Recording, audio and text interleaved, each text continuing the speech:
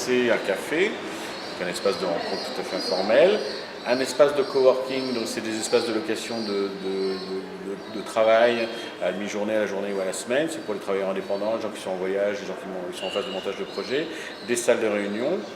Et puis là-dessus, beaucoup d'événements, soit des événements corporate, marketing classique, soit des événements plutôt de collaboratifs, soit des événements d'émergence, d'éveil, de formation en peer-to-peer, etc. Et donc on est devenu un petit peu le lieu où ça se passe un peu quand même. Ouais.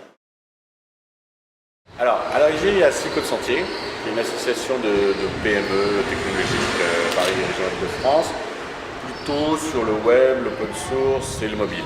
Ouais.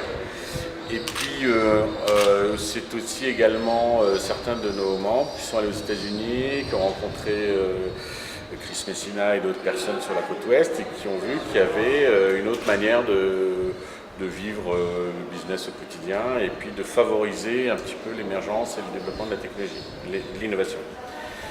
On est tout simplement parti d'un besoin des entreprises et on a décidé de créer un lieu qui est un espace partagé, un espace mutualisé entre les différents acteurs et qui leur permet d'avoir des moyens qui se rapprochent de celles des grandes entreprises tout en n'ayant pas l'obligation d'investir lourdement.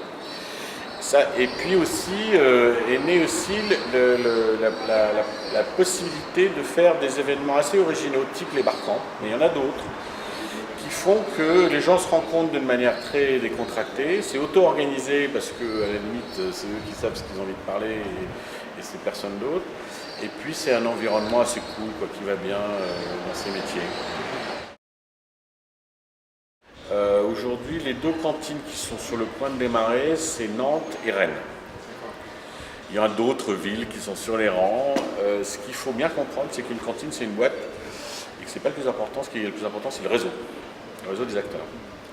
Et on ne construit pas une cantine à partir de rien, on construit une cantine avec les gens. Moi, je trouve que c'est extraordinairement riche, hein, parce que traditionnellement, l'informatique, c'est plutôt froid, c'est plutôt lointain, c'est plutôt mécanique, c'est plutôt distant, virtuel. Et le vin, c'est le goût, l'odeur, la couleur, la terre, la campagne.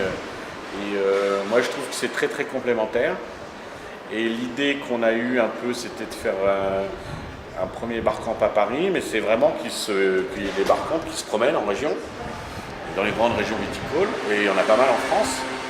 Et que c'est aussi une manière aussi de réveiller un petit peu un écosystème économique, hein, et notamment de rendre plus visible le monde du vin, et aussi avec une notion peut-être sur l'étranger, d'essayer de faire venir des étrangers ou de communiquer mieux à l'étranger à partir du web.